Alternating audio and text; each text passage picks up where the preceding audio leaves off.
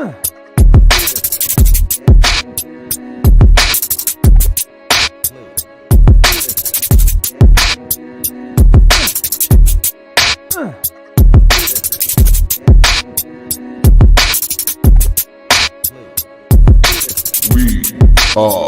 Legion. What is up, everybody, other than me and Tyler? What's up? What? You new what? Your new shirt? Where's it at? Well, then go put it on, man. Dude, you're 3. You can do anything. I can't. He said, I can't. Put his head down and dropped his arms. Oh, that's funny. That was great yesterday when he came and asked you something. You said, I don't know, go ask your mom. Oh, dude. I knew the I answer. do know. I do know.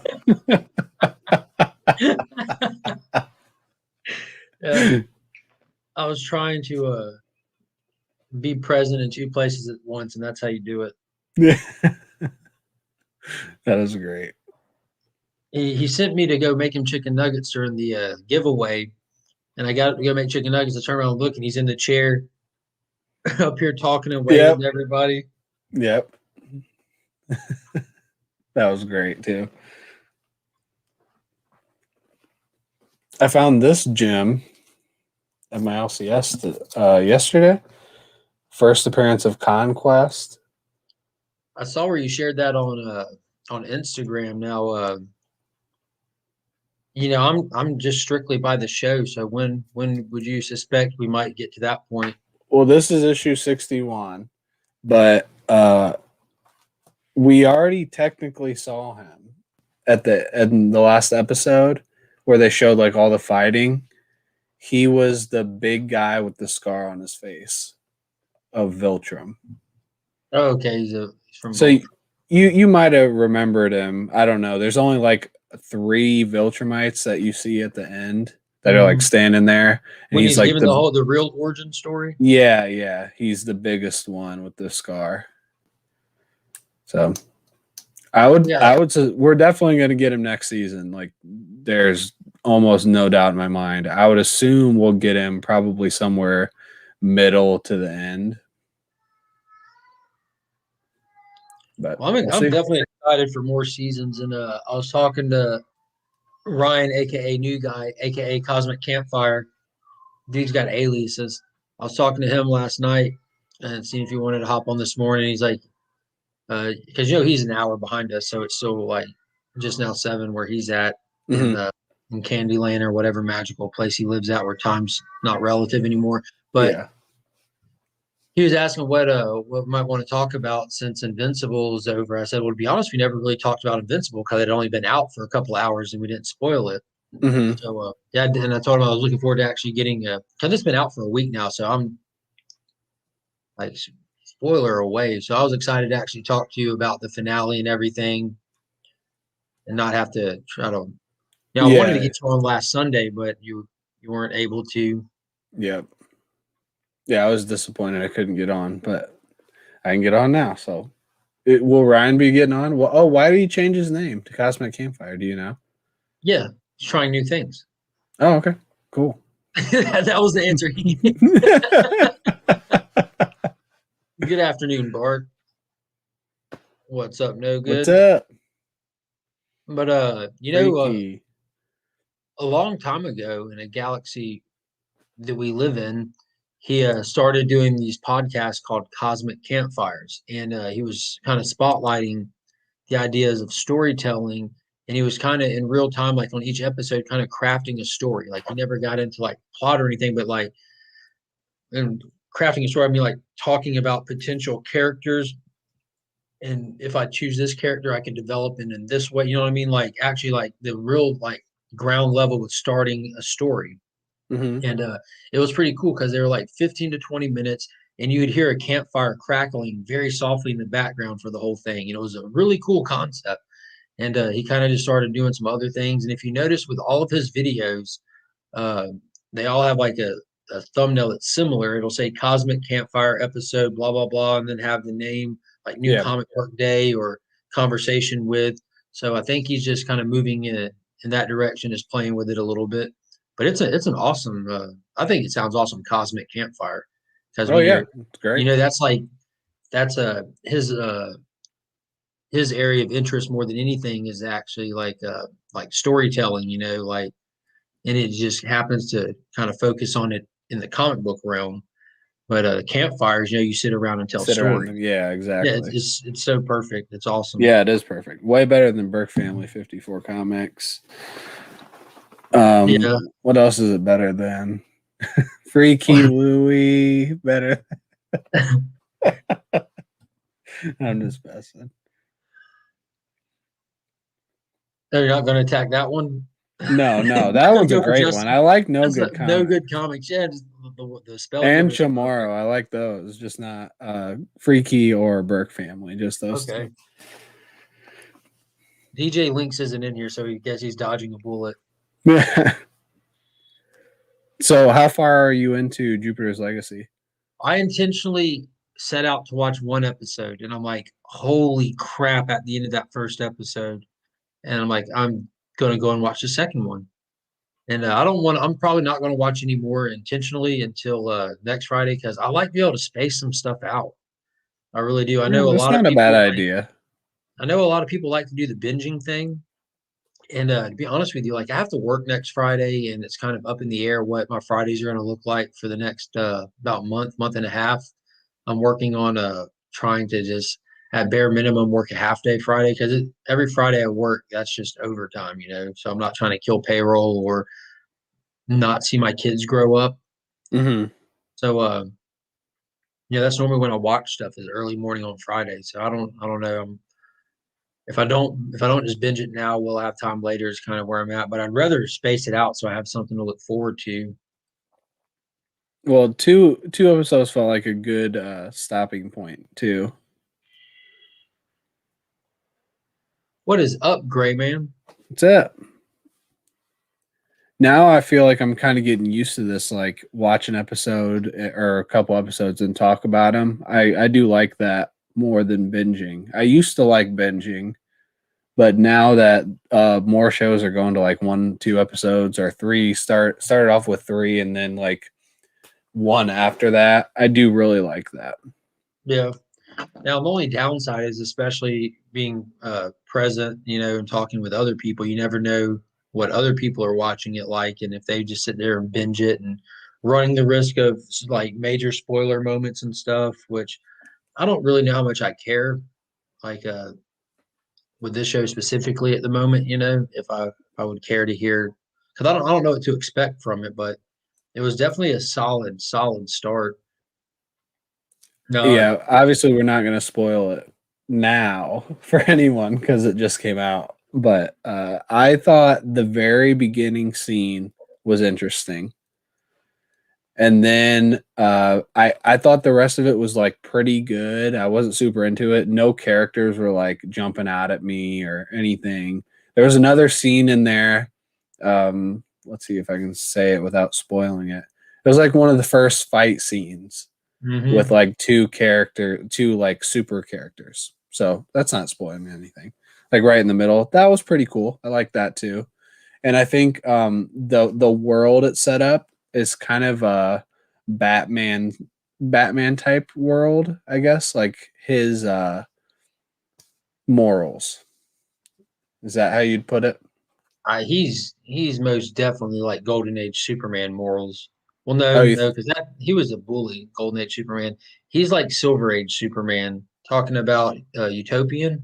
yeah. He's like talking to your pap. Like he's hardlining with the morals, and it's not just like the hardline don't kill. It's like you have to be good to people. Like everything's meant for everyone else. Like I was he's so talking about the Batman selfless. part of that, but yeah, you're right. But it's kind of like a combo of a bunch of different things. It's I don't want to speak on this. I don't want to speak on this at all. Like you need to watch it. Like just watch that first episode, because that figuring out this show's footing was part of the fun of that first episode. Because myself, I had no clue about this show whatsoever. Yeah. Steve, you brought it up to me last night when we were talking, like you were asking about it. I'm like, and I'm thinking that Channing Tate Young movie, Jupiter Ascending. I'm like, and that been out for a while. And then I'm like, I remember seeing Jupiter Legacy comic books like in the dollar bins and stuff like that.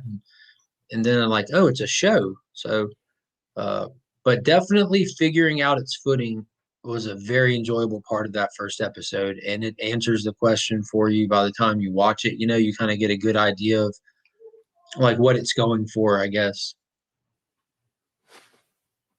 Station. What's that? Simon? What's Simple that? Simon, how's it going? And Hidden Gem. What's that?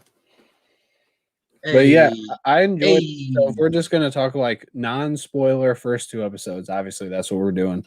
The second episode I thought set up the story a little better for me because it just like the first one was very surface level, very, very surface level. And the second one like dove into the actual story a little bit, which I liked.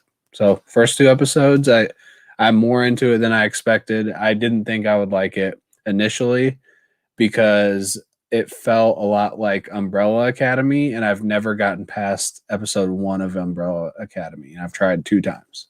Yeah, I wasn't into Umbrella Academy. I watched a handful of the episodes, and I got like probably 4 or 5 episodes into it. And looked at my buddy. I'm like, this chick with the violin is who destroys the world, isn't she? And he's like, I don't want to say anything. I'm like, all right, well, I'm not watching it then. If you can, if you're not just gonna say no and like that, that's kind of where it's going. I just don't care. It just, I don't know. I'm not in. I don't care about any of the characters. I don't know if that makes sense. You know what I mean? Like you just. Yeah, I only got 1 episode in, so I was just so bored with it. And then I tried watching it with my wife because she wanted to watch it. I was like, okay, I want to give this like another fair shot to see if maybe she's into it. Maybe I'll be into it with her. She was so checked out, and so was I. I was like, I just don't even know. I don't know anything about this, and it just doesn't interest me. So Yeah, for anybody that is thinking about checking out Umbrella Academy, or for anybody that really enjoys Umbrella Academy, go watch Doom Patrol instead. You'll enjoy it a lot more. It's outrageous. Yeah, I haven't finished Doom Patrol, but the little I've watched of it, I've really enjoyed it. Like it's definitely a good time. Nuts. And the second season got COVID rushed, so you feel it like in the length of the season. Oh, really?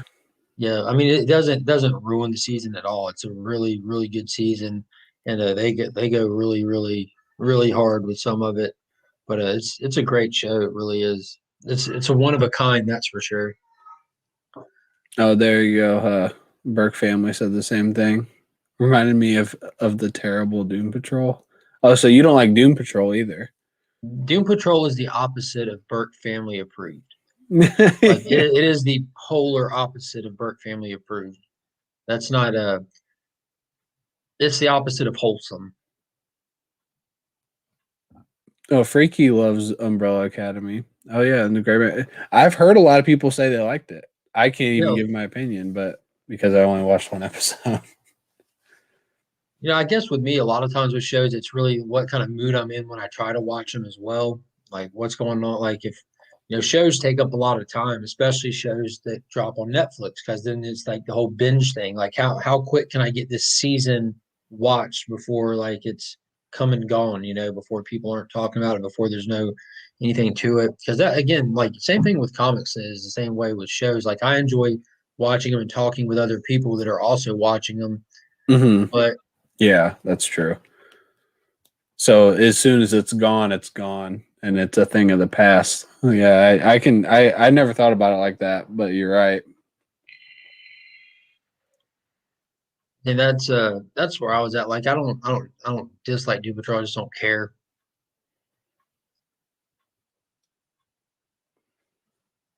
So we have a divided chat. Yeah. Both of the Doom Patrol is definitely an acquired taste kind of show because of how outrageous it is. Hey Dank. Hey Offworld. Hey Dank. A lot of people coming through this morning. What all did you pick up from this past week, Tyler? Let's see. I grabbed Fear Case. I finished that. That was phenomenal. So good. Such a good ending. What's this? It's Matt Kent, Hillary Jenkins, and Tyler Jenkins. And I had grabbed Batman, and that was not my favorite. Oh, Batman was horrible. To say the least. It was a very strong issue for Tynan's run. That being said, it was still a horrible book. Man. Yeah. Yeah, I guess that is a good way to put it. It probably was a stronger issue for his run, and I really didn't like it. Oh. What's going on, Lee? Sometimes I like to whack in the dark and just grab a comic and just tear it out. I didn't like it. Hell yeah. Which one is that?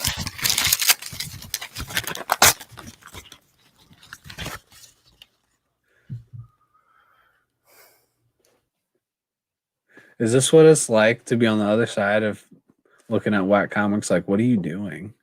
No, that made perfect sense to me. He even announced to us what he was doing, so we didn't have to wonder. Oh, God, it's so good. Thank you, Lee. Time out. Did he ever have it to lose it, Simon? That's a good point. So there's only like a couple of days a week. Oh, this is just the off days or something? What is this? What's up, Chip? I like you're helping out here, Tyler. What I'm sitting here just looking at my son's upcoming school schedule. This is exciting. Of course, I read Firepower. Mark's favorite. That was also. I think I'm done with Firepower. I think I'm done. Oh, I read Eve. Oh wait, back up. What'd you say? Firepower? Yeah. I said I think I'm done with Firepower. I'm not saying that I'm happy that people are kind of just. I just feel like Miss Cleo. Do you remember Miss Cleo?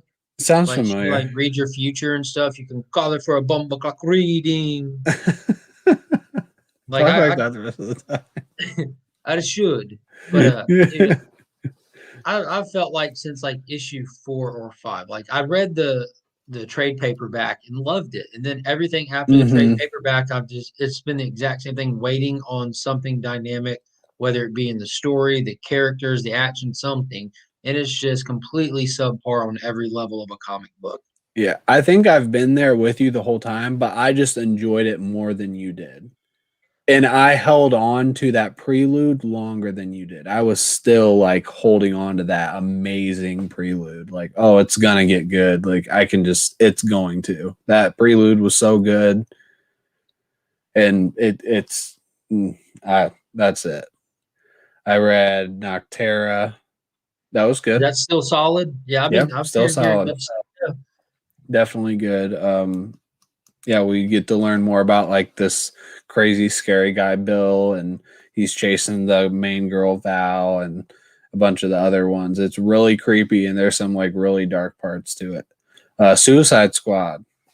Ooh, that was so good. Words of Panda. Yeah. 3, talking about see, you can't do that.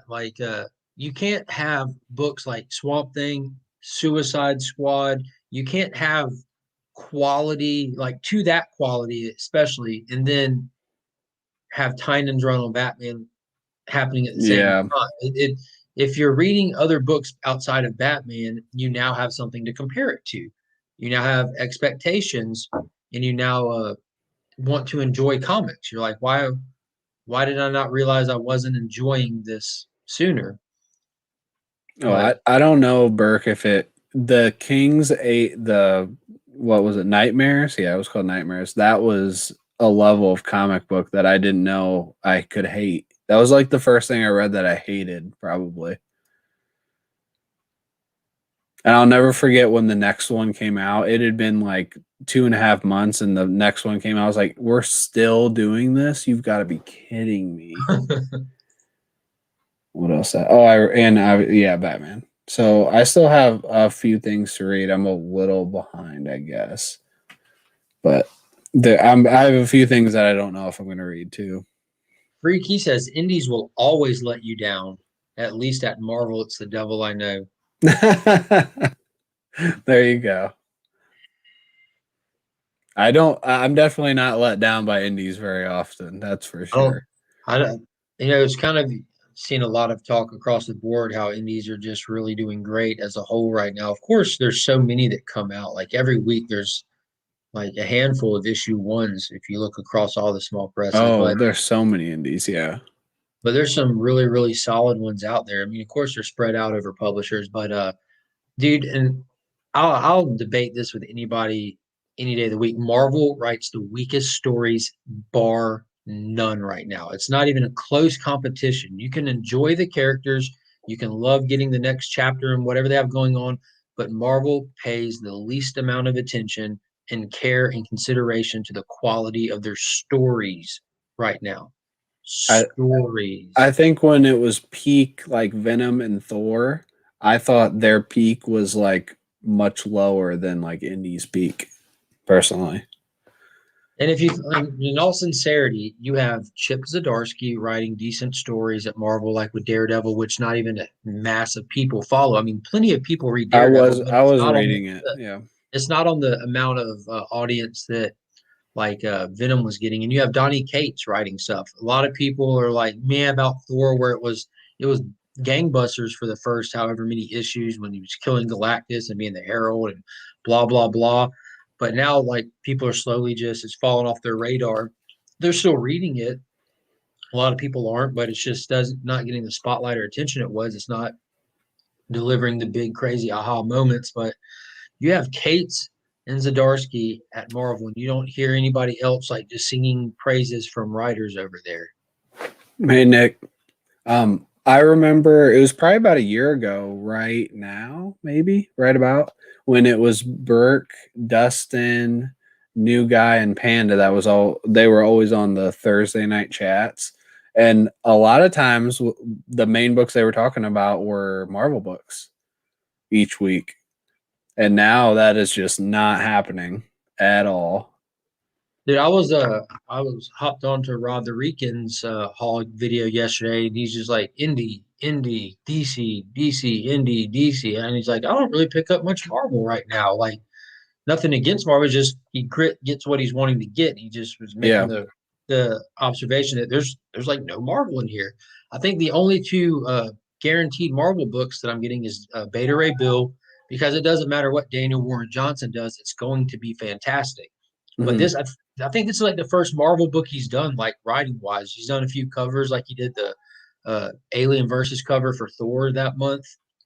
But you know, he's worked over at DC. He's done a lot of indie stuff. So I think this is the first Marvel story I know of him actually doing, because you know he does the writing and the drawings for his books. And I still need to read Dead Earth, but yeah, I haven't read Dead Earth. Oh no, talking about Wonder Woman Dead Earth. Yeah, it's really good. It is absolutely fantastic. And one of the best things about it, man, is it's a prestige format. So it's the oversized ones. And dude, his artwork is fantastic. And it's not for everybody. You know, it's edgier, it's grittier artwork, like how Frank Miller's artwork is not. That's really what I was going to say. The cover looked like Frank Miller's Wonder Woman. If you take Frank Miller and Kevin Eastman and you combine those together, you get like, you know, like he's in that category, you know. Like in my mind, like his art just fits that gritty, independent style. Yeah, I know you still do Venom and Thor, Burke, but I felt like you guys were always talking about Marvel back then, and it's just obviously it's a much less now. Yeah, this was a while back now that there was an interview or something where the people over at Marvel were talking about like how they're focusing on their movies and their expanded universe really heavily, and they're going to start springboarding some ideas off comics to see how people respond to them, to see what direction they might want to take with their cinematic universe. So I feel like they've gone too heavy-handed into that, where they're just using comics as a throw anything at the wall, don't really care about shared continuity or this or that. They're just throwing stories out there to see what people really respond to get ideas about where they want to take the cinematic stuff. Which you think DC's doing that with all these characters? God, no. I mean, like, I think it wouldn't hurt for them to pay some attention to it, but I haven't seen. I think Shazam was the closest thing to any kind of modern story accuracy in any of their movies they've done. But look at James Gunn's Suicide Squad coming up. It looks nothing like any of the books that came before it. Yeah, I guess the stories for sure. DC is doing good, but the characters, I think at least possibly they're trying to make a new thing boom. Isn't the Punchline thing? They're trying to develop that at HBO Max. I think that they were working on like an animated series. Like can't be 100% sure on that, but I'm pretty sure that it was kind of that I heard them say it was going to be an animated thing. Which in that case, it'd almost be like a companion to the Harley Quinn show. Oh yeah, that'd be cool. If they took it in that specific direction and maybe just brought it, like if they just brought her into the Harley Quinn show, that would be perfectly fine. Oh yeah, they should do that. She doesn't need her own standalone. She's not household name enough for that yet. Oh no, not even close. I mean, she hasn't even had a series, a comic book series. She's barely been in any issues at all, if we want to be honest. It's about like Noel level. Yeah. Everyone was so high on Noel, and Noel was in nothing, and then Noel got his own series, and look how that ended. And it wasn't even his own series. It was just no, it wasn't. You're right. I thought it was going to be his own series. I think everyone did, but it wasn't. I think when we have a market correction, he's going to be one of the first victims. Like what do you like to go down in value? Yeah. I know he's already gone down in value quite a bit. I don't know how much. I should look, but I want to say he was approaching $500 or something, and now he's around $300. And speaking of the DC animated, it's been available on digital for a couple of weeks, but next Tuesday, the Justice Society of America World War II, the DC animated movie will be available in stores. So I've been trying to sit on my hands and not grab the remote and just purchase the digital version because I buy the hard copies anyways. But I'm really excited to see that. I kind of got some theories about it because people that follow the animated stuff with DC know that they had that big shared universe, and it all came to a head with the Apocalypse War, and it ended with like Flash going to pull another Flashpoint. But then we got the first movie in the new universe with Superman Man of Tomorrow. And then they did Batman Soul of the Dragon, which is kind of like throwback to old Kung Fu films. But now we're getting this Justice Society movie that takes place in World War II. But Flash is also present in it. Like you have Jay Garrick, but you also have Barry. So I'm wondering if this is going to be like a direct follow-up from that run that he takes that they did in Apocalypse War and that it ended the movie on. If this is going to be part of his reset, I wonder if that's why he's there. I think that would be cool if they went that direction to still connect the two universes to keep a timeline going. Be a really, really smart move. And we're getting the Long Halloween. Obviously, that's like its own thing, but we're getting that too. Yeah, it's going to be a 2-part movie. Yep. Yeah, it had to be. If the Dark Knight Returns can be a 2-part movie, that has to be a 2-part movie. It's too long. That was they did so good with that. Yeah, it's one of the things that really got me into comics. Yeah, that's true. The cinematic universe, and I was saying like that's where all their money is. Like because Papa Disney is all about the money. I mean that's their job. You know, like I can't fault them for that. But just an unfortunate side effect of being a business and your goal being greenbacks is that other stuff is going to suffer for it. You know, like the movies aren't suffering for it. The quality of the movies and shows are through the roof. But if you're a huge fan of the books and because you're a huge fan of good storytelling and all this, you're seeing a kind of dip in that. They're just not putting the attention over there. It doesn't bring them in the big dollars. And they're not making any money off of those older books popping. How is there no good Spider-Man title right now? Like just the main Spider-Man. It just blows my mind. No good Spider-Man title. Yeah, not counting that because I read that. That was really good. But that's not like an ongoing thing. And that miniseries. that just happened. Before that one was the last good Spider-Man anything. Oh yeah, that's Chip Zdarsky doing that new book. So before that, the last good Spider-Man thing at all was the last time Chip Zdarsky wrote the miniseries life story. So Yeah. And that's before it. that, and let's take that off the table too. So I know we're taking two things off the table, but like those are like their own thing, you Yeah. know? Like I don't know. That's at least we always have Detective Comics. Like that's been good. Like I said last Dude, night for like the last 100 issues, and that's when I started reading it was like 100 issues ago. So I don't know about before that. It could have been good before that too. Was that around the time of the Tim Drake death? Yes. Yep. Yeah. And then we had like Clayface soon after that, and Coming on the team and everything. That was cool. Yep. So good. Punchline just had a few fights and some dialogue, but she's nowhere near ready for any main run. HQ show would be good. Yeah. Man, when she was coming in, like just the hype, I was mad because I did not have Hella Risen on my pool list. I was just picking it up off the shelf, Mm-hmm. and was loving it, and I find out like 2 days before it hits the shelf that it's going to be this big first appearance of Punchline. I'm like, oh crap! So I called the LCS and they were already all gone because he didn't FOC order it, thinking about it because it wasn't like really announced like that. Yep. But so I had to end up paying like $15 for a copy of one just to be able to read it, not caring at all about Punchline. Oh, you got big boy britches on. Uh-huh. He walked in, he had like a power stance, an electric guitar power stance. Yeah. Just, Look at this. Ta-da! Yeah, I present myself. I did it. Yeah.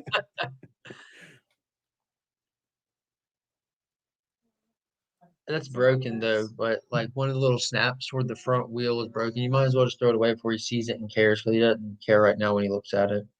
It's vintage. I think Noel could be better in the movies potentially than he was in the comic, because they really just haven't given us anything on Noel, and he's such a cool like character design, and just the idea of the God of Symbiotes is so cool. But man, I feel like he's been so underutilized. It's like they built this, or this is what Cates does. He always builds this stuff up and then just doesn't really have anything to show for it. Kind of like Black Winter, kind of like this book we're reading right now of his.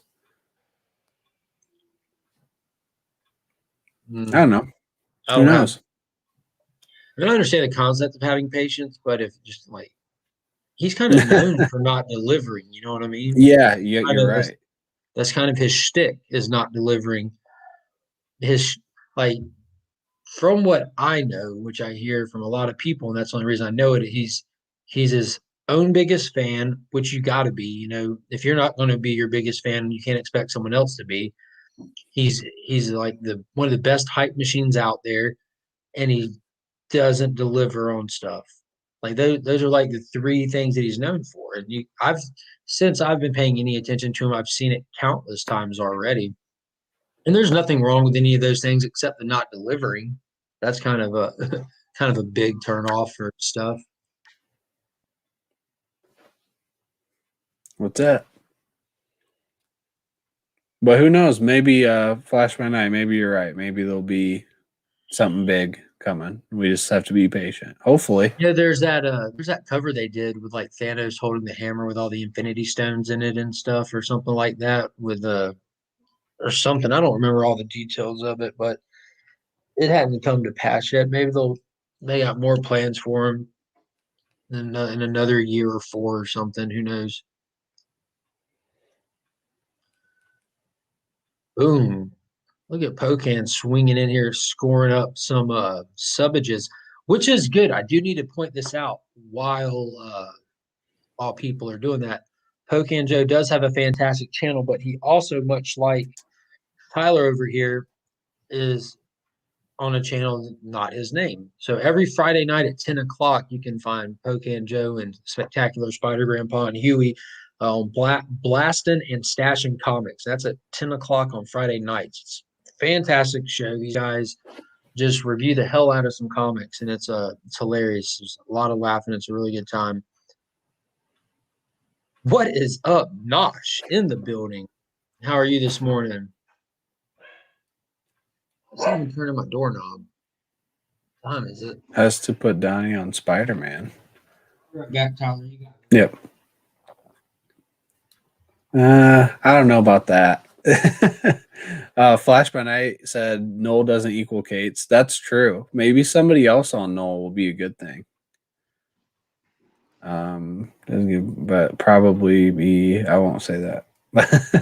I try not to cuss on Legion's channel. I've been doing good, although on his live giveaway, who was it? Somebody came on and immediately cussed. That was funny. Everybody saying hi. Let's see, what else do I got? Oh, I just want a giveaway on Sparks Comics channel. If you've not been on Sparks Comics channel, he's really fun. He does a lot of like in-depth reviews of issues that he likes. And Carolyn's comics, he does some collabs with Carolyn, and she did a giveaway on his channel for his 500 subscriber giveaway. So I just got this. I haven't read this yet. I just got it, I think yesterday. So I want to read that. And The Eighth Immortal, I have read that. I think it's a 3-issue series. And I got another copy of We Live, which I would love to have about 500 more. I think the 5th issue of We Live just went up too. Yeah. Because of first appearance or something. And then We Only Find Them When They're Dead trade paperback, which I will be sending to Lee because he didn't get a chance to read that. That was so good. And Second Coming. So a bunch of books that I haven't read, so I'm excited about that, except for We Only Find Them When They're Dead, which Lee will be getting. And We Live. And everyone needs to read We Live. Yeah, it's in the, not the door handle, but the door cubby. Yeah, the cubbages. I think people are starting to spec on We Live about a show because I saw it's going up in value, a bunch of stuff. Dude, me and Brian called this from jump. Like from issue 2, we started saying every month when it came out, look, if you're not reading this, go ahead and grab it, because what's going to happen is somebody you know is going to end up accidentally finding it, reading it, and they're going to demand that you read it as well. And that's just going to keep happening and keep spreading. So you can either spec on an animated show, which I think would be the perfect format for it, or either people are just reading it and spreading the word, because it is amazing. Absolutely amazing. After you guys interviewed them, I said I wanted to read it first, so I read it like that next week and then watched the interview, and I loved it. Absolutely loved it. Probably my favorite of the year so far.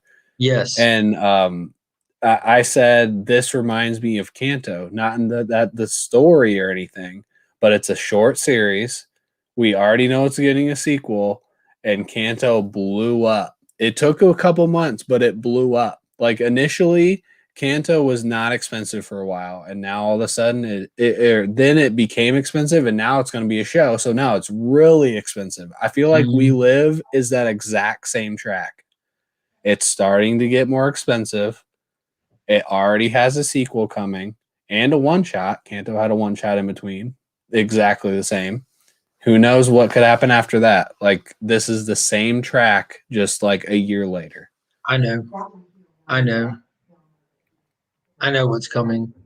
Do you know what's coming? Do you actually know? I do, because they told me and Ryan what's coming. I think they said there's 2 sequels coming. I do know that. Because they said we have a free comic book day coming, They which is said going that to take place before the like, this is already announced and everything, and you can see the solicitation for it and stuff, but it's going to be taking place before the tower's turned on, and we'll be seeing some other kids and stuff, what's going on with them. So I'm really excited about that. So I think I'm just going to stick with pumping the next thing coming and tell everyone to go get caught up.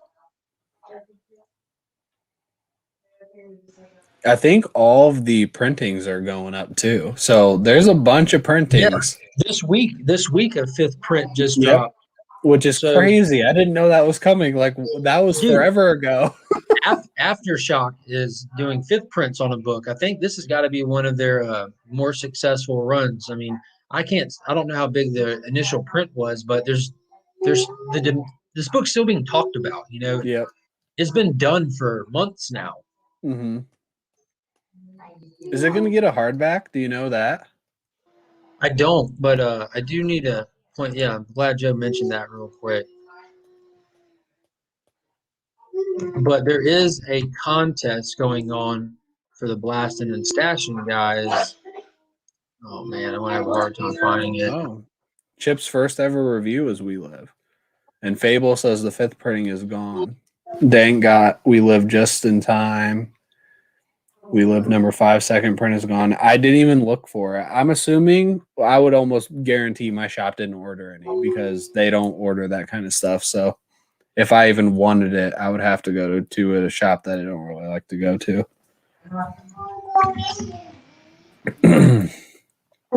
Which I need to go there today anyway, because I think there's a new book that came out that's on a Bad Idea.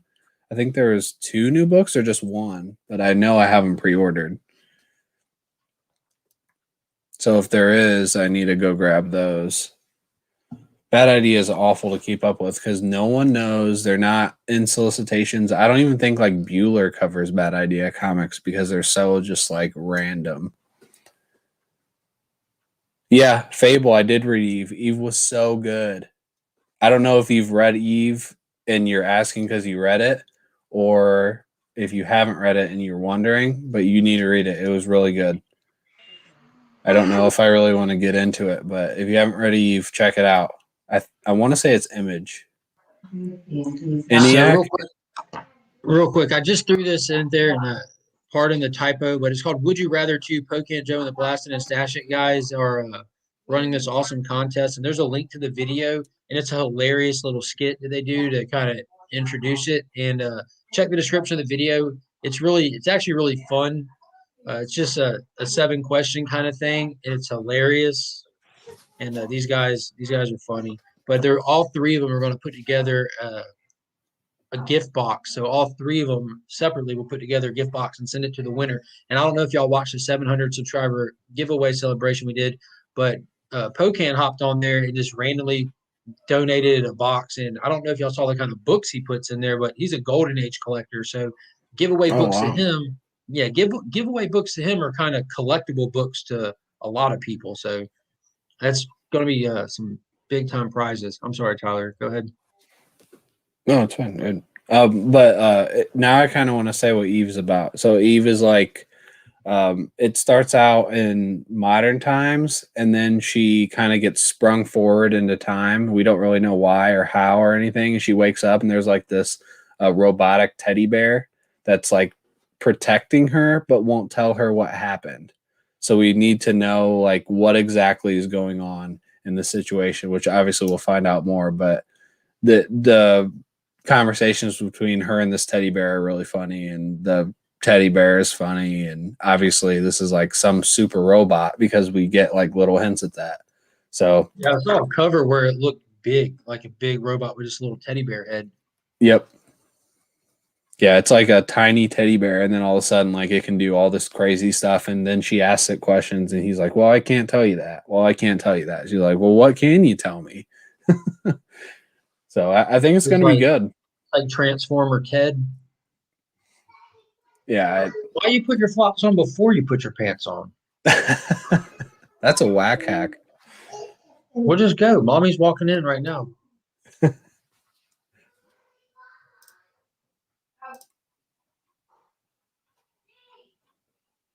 That kid's hilarious, man. We're getting him. Me and the wife are going today to. We got him signed up for his first little preschool thing, so we're going today to. We got to go pay the money, and I'm going to go walk through and check it out and everything today, which we're excited about. We know the lady that runs it. My mom's been a teacher her whole life, so when it comes to that kind of stuff, we're really lucky to be able to find like really really good ones, that are available to us. Nice. It's all about who you know, not what you know. Yep. So get to go see her. Haven't seen her in a while, and be fun. He's excited. I'm not excited. He's growing up too fast, but yeah.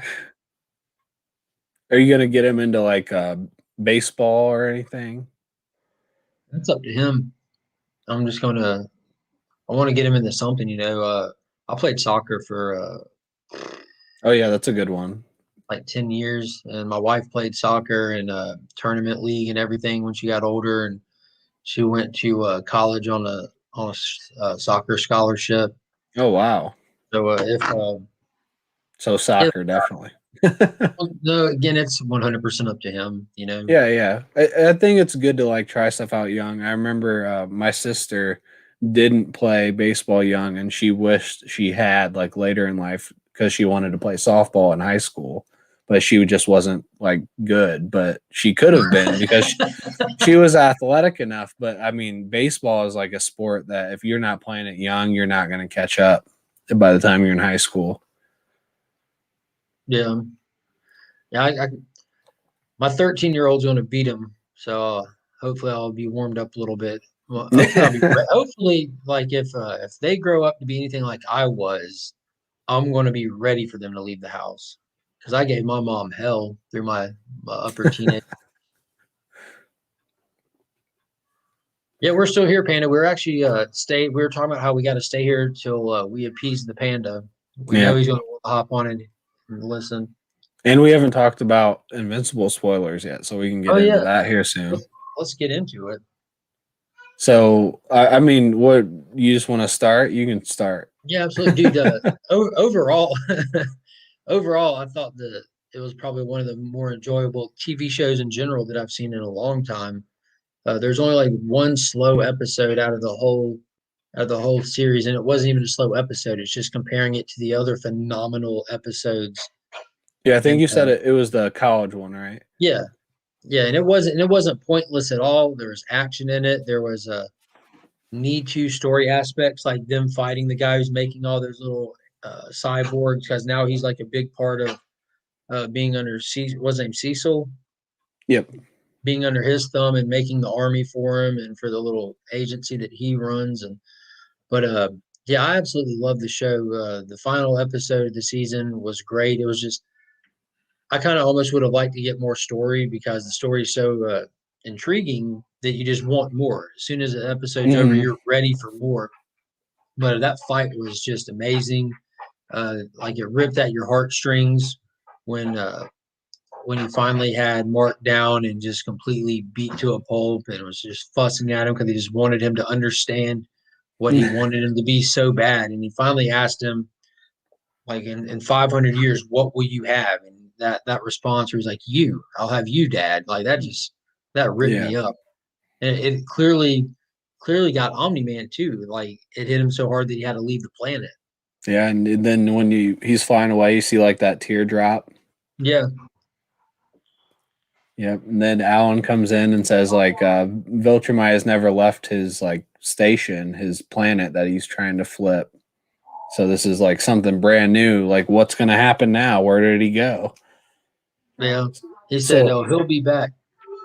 The season played out basically just like the comic, except for just the order is a little different. Like I said before, the episode Mark just mentioned with the Reaniman and D.A. Sinclair at college, that happens when Mark is in college. Oh goodness, I'm big now.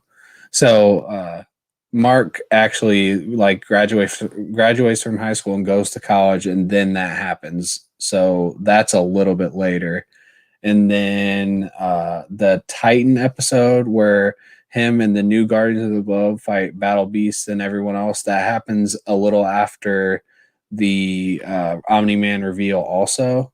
So the Omni-Man reveal is a little more sped up. It happens in like issue 12 or 13, and then we get those other points. So it didn't really matter. If anything, it just made season 1 more impactful because they spread it out over episode 1 to the final episode, and that made like just the season work as one. Because if they did it in order that they did it in the comic book, that probably would have happened at like episode 3, and then we would have gotten all those little side stories after that, and that wouldn't have really worked as much of a cohesive season 1. Thanks, Jeff. Fable, yeah, we don't do this every Friday, but we've been doing it most Fridays. I want to say we did it every Friday, but like one Friday for the last 2 months, 2.5 months, maybe. But yeah, it's a pretty normal thing. We usually talk about whatever new episode. So for the last 2 months, it's been Invincible and Falcon and Winter Soldier. But obviously, those are done now. So we started talking about Jupiter's Legacy. And that was good. Although that's not going to be a thing, really, we're going to talk about a whole lot going forward either, because that's a bingeable show. So I don't even really know how we're going to work that in if we continue to do this on Fridays like we have been. That's going to be kind of weird. Yeah, that's new territory. Yeah, it is new territory for sure. I was happy with those first 2 episodes. For me, I think it's going to just be I'm going to have to get it in when I can and just kind of, I don't know, just set that pace. I might just try to do an episode a week. Do you know how long it is? I didn't even look. I want to say it's 8. I should look. I'm gonna check. All right. Appreciate you holding it down. It's 8. That's not bad. So I might even try to get one more episode in today, just in case I won't have an opportunity later, you know? I don't know. Yeah, it's hard to judge too, because I remember, what was it, Stranger Things season 2. I remember watching a YouTube channel where they did an episode a week breakdown, and I had it watched in the first like 2 or 3 days. And so by the time they got to episode 3 or 4, it was old news. Like no one was watching them anymore. It was just so old. So in that case, I guess with it being bingeable, what about just spoiling an episode or like 2 episodes each week? Not even just one. That's one. That'd be 1 month. In a month's time, talk spoilers on the whole show. Yeah, that might even be too slow. I would say by the end of like next week, maybe not the end of next week, the end of the week after, so maybe 2 weeks. That's probably going to be all it's good for, to talk spoilers on. That actually works perfectly, because like I was mentioning to you earlier, next Friday I have to work, so I won't be live. But the week after that, I'm probably just doing a half day. Full spoilers on the whole thing. Full spoilers in 2 weeks on the whole show. Yeah, I think that'll work best. Even then, we'll see if anyone's even interested in the show, or if it's old news by then. Maybe, who knows? Maybe people haven't watched it this weekend. But either way, we can still do it. Yeah, it will be. It'll be really different. I think that the releasing it, because the DC Universe streaming service that they launched, that came out before the Disney Plus, they had it figured out, because they started doing the 1 episode a week drop. And they started with Titans, and as soon as it was over, they rolled right into the next show, into the next show, into the next show, and you had a new episode of something every single week. Yeah, I remember that. In a year's time, new shows were overlapping, and now you weren't even having to wait a week for a new show. And me and my wife, like almost instantly, it became part of like an excited ritual for us. You know, I wouldn't wake up early Friday mornings and watch it, but we would get up, go to work, we would go do what we had to do after work. And then we would sit down, wind down, and watch the new episode of Titans or Stargirl or Doom Patrol. And it was absolutely a blast, you know. And now Disney Plus is doing it. And I don't know what Hulu does, if they do full drops or episodes, but it's episode drops, because they just dropped the first 3 episodes of Handmaid's Tale, and now they're doing weekly drops. Okay. I just downloaded Hulu. When did we get Hulu? Day before yesterday, Kyle? We got Hulu like 2 days ago because. Oh, that's fantastic. She loves Kat Dennings, the girl who plays Darcy in the Thor stuff, and she has a lot of shows on Hulu. But I got it because the Spectacular Spider-Grandpa on Blast and Assassin Comics was talking about the Sasquatch documentary that just dropped on there. Oh, yeah, I saw that advertised, yeah. Yeah, I've even seen it advertised. I'm like, dude, he was asking if anyone had watched it. No one had watched it. I'm like, man, someone's got to watch this show for this guy. I know how that feels to watch something, be like, dude, this is awesome. I hope people see it. Did he say it was good? Yeah, he hadn't finished it all, but he had gotten a little ways into it, and he was impressed with what he had seen. He was definitely intrigued. So I'm like, I want that feeling. I'm gonna have to watch that then too, because I thought that looked good. But I saw it advertised on YouTube a couple times. That's where I saw Yeah, it. I've seen it advertised on Instagram a bunch here lately. Oh yeah, that I might have cannot been get another into Doom place. Patrol, Stargirl, or Titans. Well, can't I teach haven't I takes. haven't watched Stargirl. I enjoyed it. It did. I know I that haven't even Berlanti started it. So. Productions did it, and it had like a shared release with CW. It would come out on the streaming service first, then CW. But it has like it has that wholesome golden agey feel that they're going for, being Justice Society properties in it. But I enjoyed it. It was good. And then Doom Patrol, like I said earlier, that's an acquired taste. It is outrageous, but I love it. It's probably one of the most vulgar things I've ever watched. Jeff asked if who Ethan Hawke is playing. I don't care who he's playing. I'll watch Ethan Hawke play anybody. I love Ethan Hawke. You like Ethan Hawke, Mark? Oh, there's blasting out the stash. I live the Sasquatch life every day in Oregon. There's Huey. I don't have to watch it. I do enjoy Ethan Hawke. I don't go out of my way to watch him, but like he was awesome in Daybreakers. That's probably like the most recent thing I can remember him from. He does a lot of not amazing movies, not bad performances, but it's not like he gets like huge roles. Yeah, small movies for sure. Yeah, remember Daybreakers with him and Willem Dafoe, that post-apocalyptic vampire movie? It was super cool. Yeah, the last big movie he was in was Magnificent Seven, I think, where he was like the sharpshooter.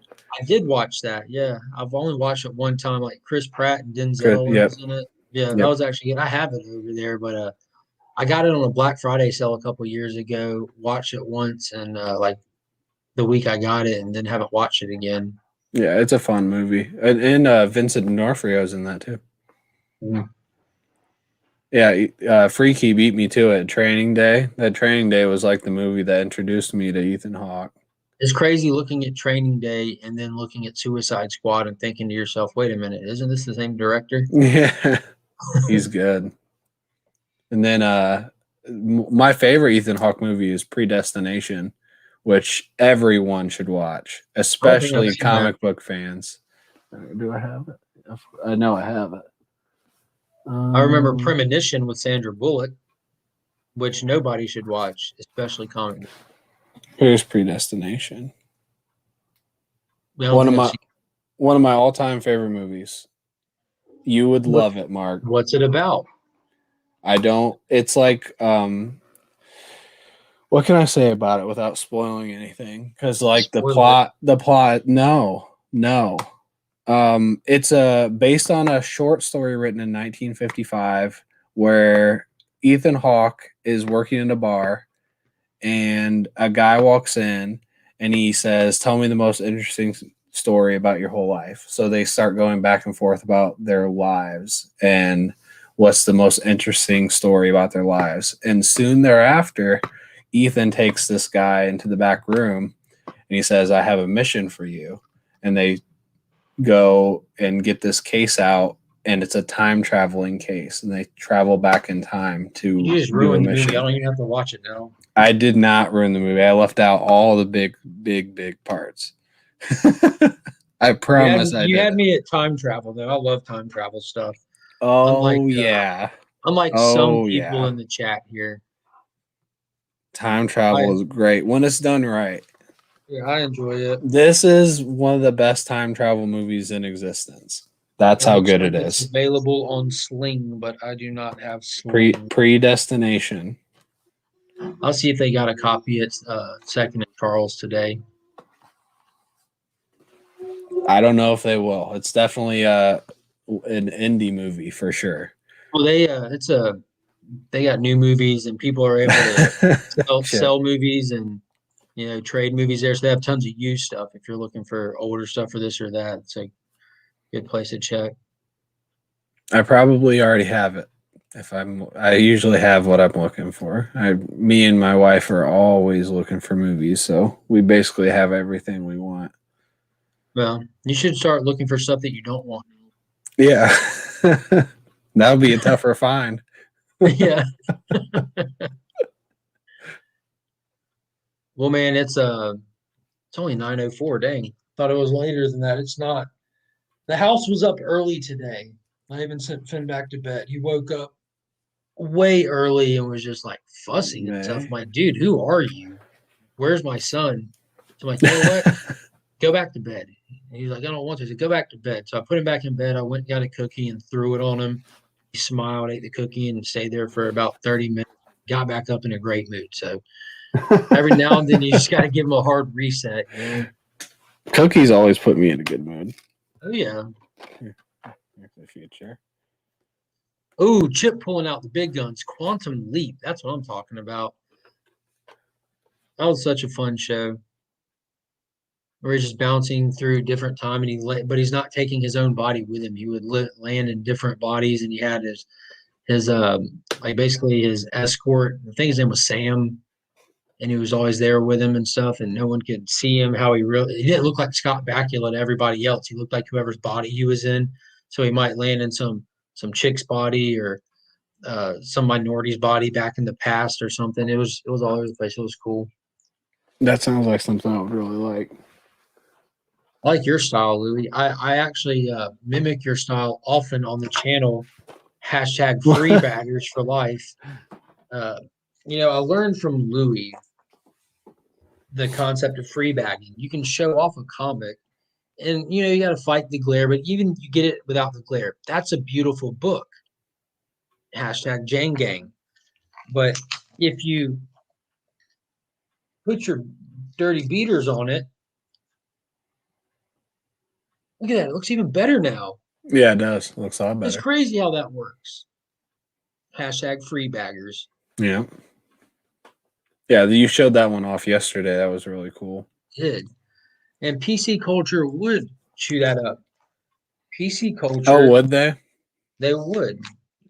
Again, because he does things like time travel back into minorities' bodies in the past. And people who aren't big up on history, let me tell you, the past was not the favorite time era to be a minority in some places of the world. Yeah, people say. People complain about how things are today, but if you compare today to how things used to be, it looks like progress, And there's never going to be a point in time in history where anybody sits down and says, you know what? I think the world's good enough. Finally, we have made it. It's always going to be a progress bar going. So I don't know. People be crazy. People be weird. Yeah. I think it's important to always be pushing forward, but people go overboard in every aspect of life. You can't move forward without remembering the past too. Mm-hmm. That's a 100% for sure. What are you looking forward to this coming week? What's big on your? I told you before. I don't look. You tell me. You don't. Okay. I wait to watch your show and whoever else does the show. Mm. So Superman, no, not that. I'm super excited for that. I know you read sometime. I know you read Strange Adventures from Tom King. Have you been reading Rorschach? No. I read the first 2 issues and stopped.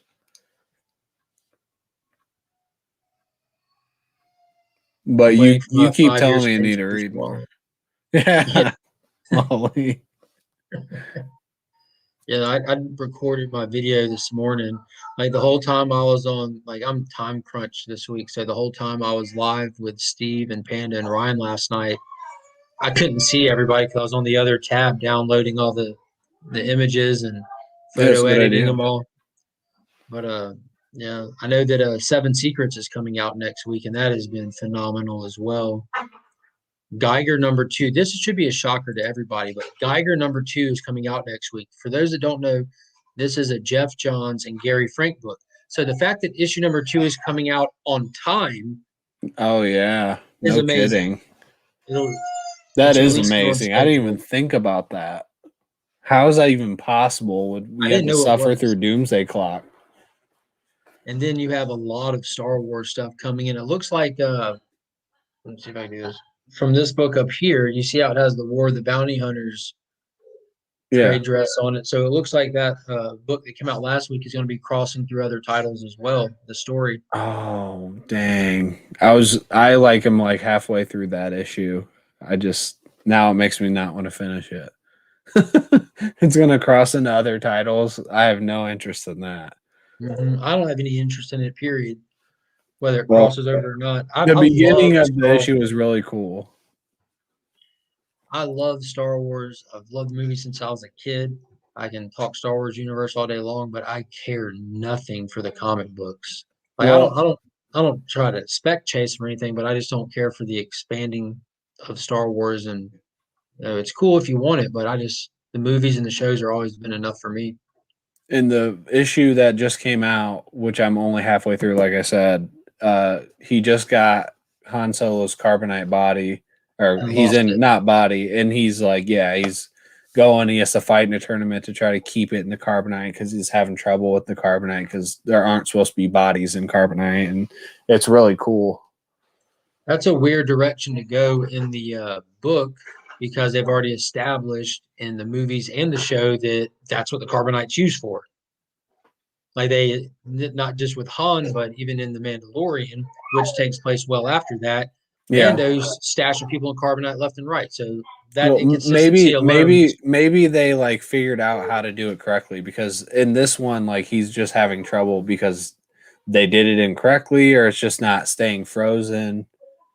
Like I said, I'm not even through the whole issue, so maybe there's more to it.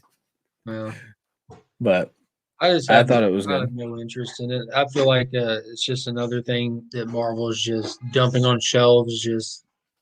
We have popular Star Wars properties out now. Just flood the shelves with Star Wars books. There's like 8 different Star Wars books, comic form that come out. I mean, I don't know. There's a lot. I know there's like 2 High Republic books that really confused me. 2 High Republic books. There's the Star Wars book. There's the Bounty Hunters. There's Darth Vader. Aphra. There's Darth Vader. I mean, let's see. I think there's more on this list. Well, there you go. Ice Cream Man. I'm excited for that. Silver Coin, number 2. Oh, I'm really excited for that. Yeah. Spotlighted a lot of indies on the video for tomorrow. I try to show off some books beyond what I pick up. See, the books I pick up get the big treatment. Mm-hmm. Chip Zdarsky. I'll be reading that too. Booyah! That's going to be awesome. Yep, I'll for sure be reading that. Yeah, we have Joshua Williamson's Gotham going to be hitting. Yeah, there's going to be some solid stuff. And I can't sing what Philip Kennedy Johnson's been doing on Superman. I can't sing those praises enough. Like, oh my goodness, how good is that? It's a perfect jump on point for anybody who's reading Superman. The title's been one story just bouncing over between the 2 titles from Action to Superman. And the first 3 books were just really not story driven. They were just character driven, showing the relationship between Clark and Jonathan as Philip Kennedy Johnson wants people to see it. And then that most recent issue of Action, we dive into the first issue of the story arc, War World Rising, which I am pumped for. They made Mongol like beast mode, dude. Yeah, I like Noctera too. I haven't been reading Action or Superman, so obviously you have. Yeah, definitely have. Big Superman guy, see? Superman. Yeah. Superman. Super. Such a great movie. I love Iron Giant. Yep. I think I've said it to you before. It's probably my favorite animated movie. It is good. Well, I am going to hop off here. I'm going to get me a shower, get finished. I'm going to get dressed. And we got a big day today. We got to set them up the preschool thing. Got to go see. Oh, nope, not going anywhere. Boom. Nope. Let's go. Oh, what do you got? Tongs? Nice. I like your tongs. Thank you. You really know how to make that tongue work. What you doing today, Remy? Barbecuing. Oh nice. Yeah. Obviously, with the tongs. While you're here, finally, That's a lie. I'm at work. Let's hear the let's hear your thoughts on the finale of Invincible. Finale was not enough. I'm looking for more. Exactly. Exactly. Yeah. So you hadn't read the book. You're just a show guy, right? I have not. Yeah, I want to get. I mean, everybody's got those like giant compendiums. like, books. I gotta get one of those because I'm hooked. Yeah, you should now. You should. You got time.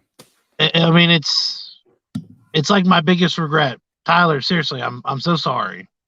I'm sorry. No, I was a disbeliever. I don't think it's a.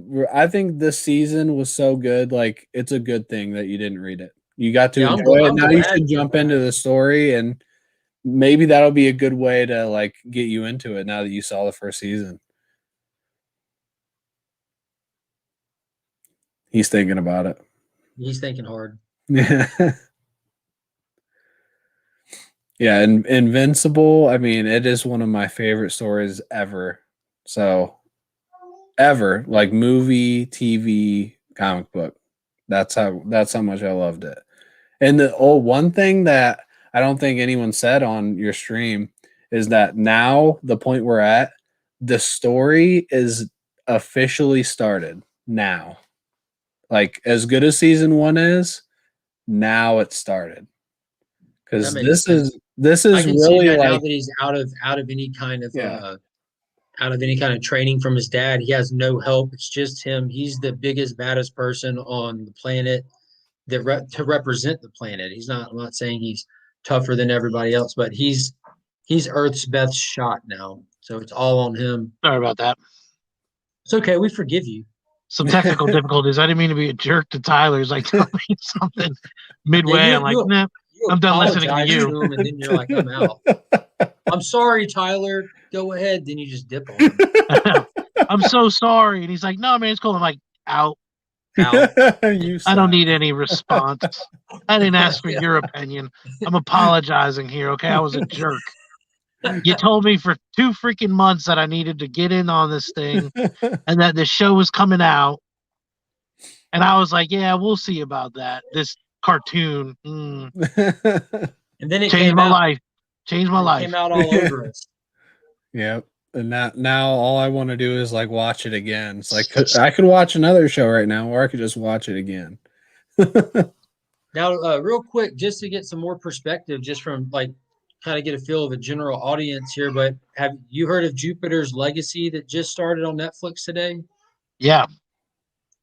Is it on your to-do list at all? On your radar? To watch? Yeah. Yes. So that actually so MJ Comics had talked about some spec books that were running under the radar, and that was one that they were like, hey, this has been picked up by Netflix. I think it's Netflix, and you know, they were like, this is going to be big. And you know, I think that week is when they dropped the trailer. I was like, oh my gosh, this looks amazing. And it's so crazy because I actually was looking to pick up one of the books. So I was like, all right, let me check this out. And I won one from another channel. Yeah, I'm gonna do an unboxing, but yeah, I won a bunch of it was like a bunch of indie title number ones, and sure enough, that was in there, and I was like so excited. I was like, dude, it's the one book I wanted to pick up just to have. And so yeah, we'll see. I mean, this again, it's Invincible's still pretty fresh, and I think it's gonna be hard to top that for a while, but I am excited about this one. So, well, for me, it was definitely I think in that aspect, it helps that Invincible is an animated show. Yeah, because it kind of puts it in a league of its own where I don't find myself comparing it to other stuff. I say that now, but for the past few weeks, Tyler and I, as well as Ryan, we talk about what'd you like more, Falcon or Invincible? But still, it feels completely separate. And I think this is perfect timing with the release, you know, to actually have another show to look forward to.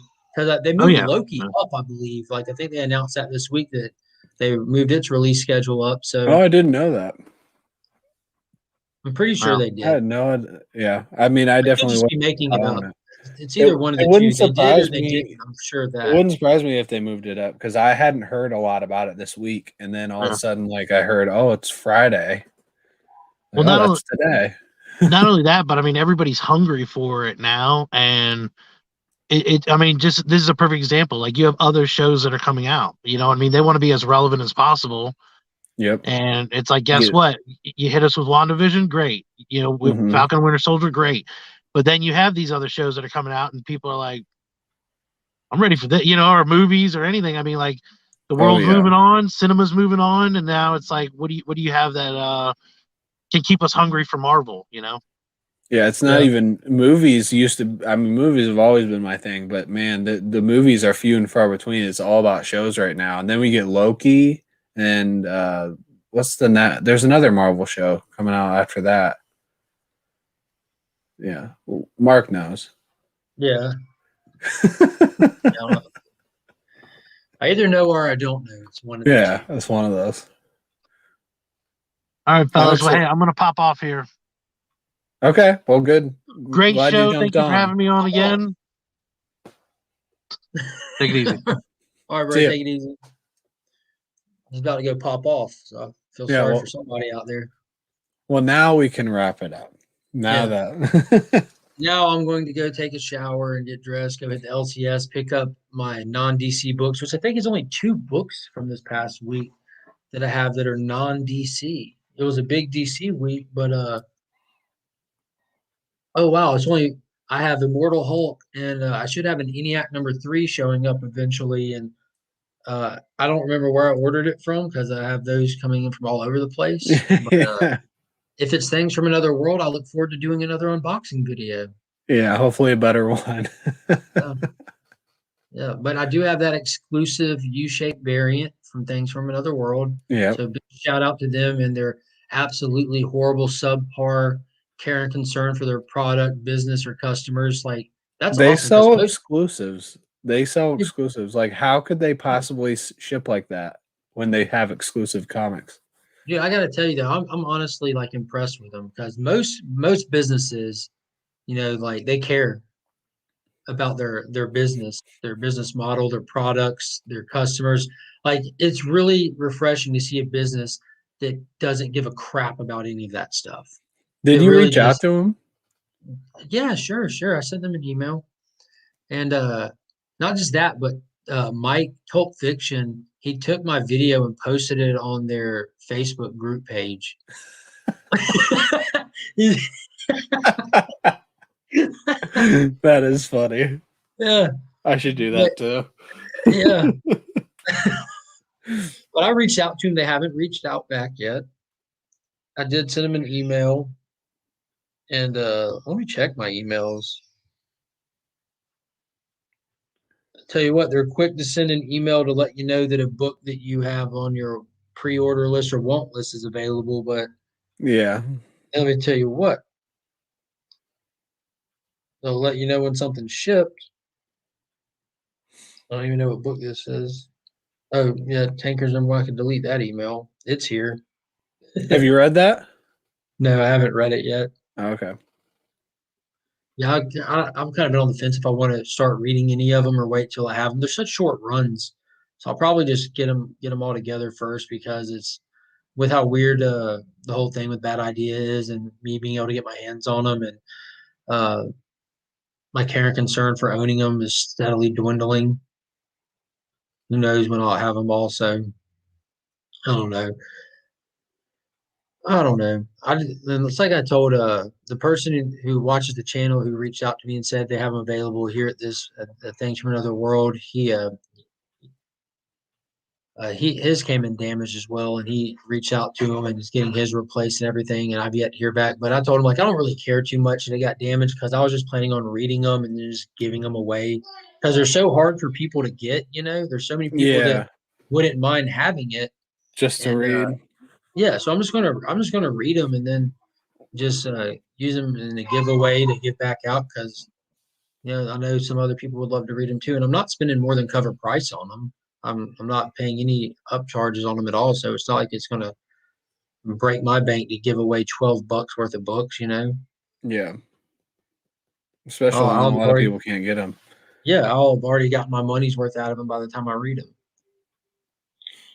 Yep. I had to pre-order all through me because you can only pre-order one copy. So I had to pre-order for me and my wife Lisa.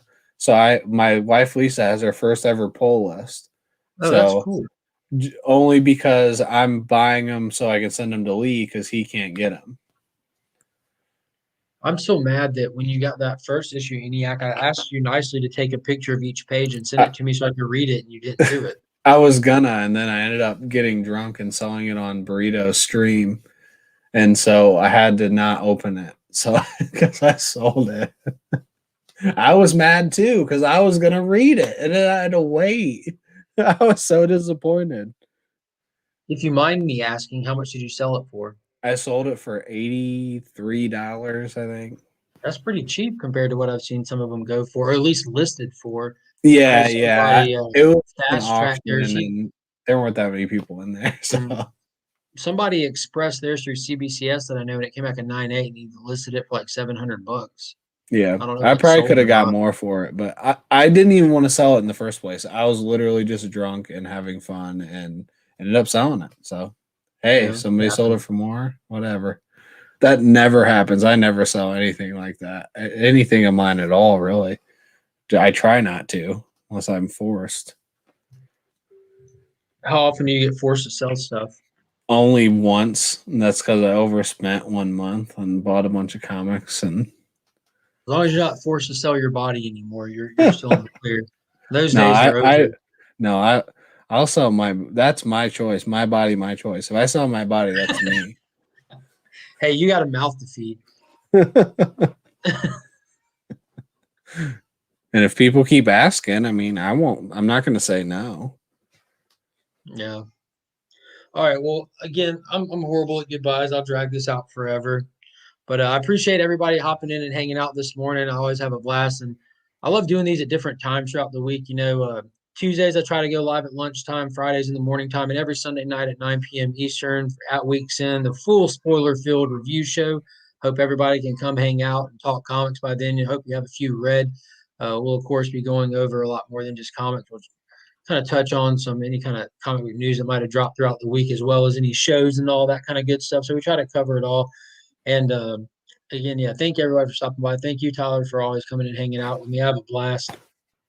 And tomorrow I have my new comic book day video that'll be going up. There's a lot of good stuff coming out next week, so be sure to check it out so you don't miss out anything that's going to be hitting shelves.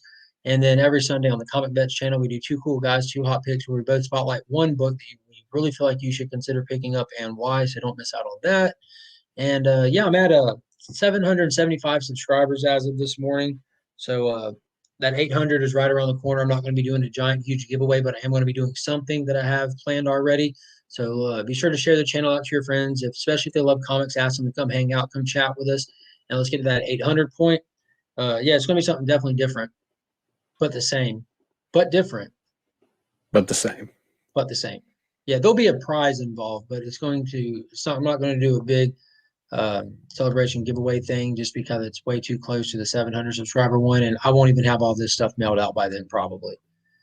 So too busy right now, and that's just is what it is. But there will be something that'll definitely be worth checking out, and not only will it be beneficial to the people who check it out, it'll be beneficial to a lot of other people in the community as well. And it'll be different. But the same. All right, guys. Until next time. As always, I'm Mark, but we are Legion.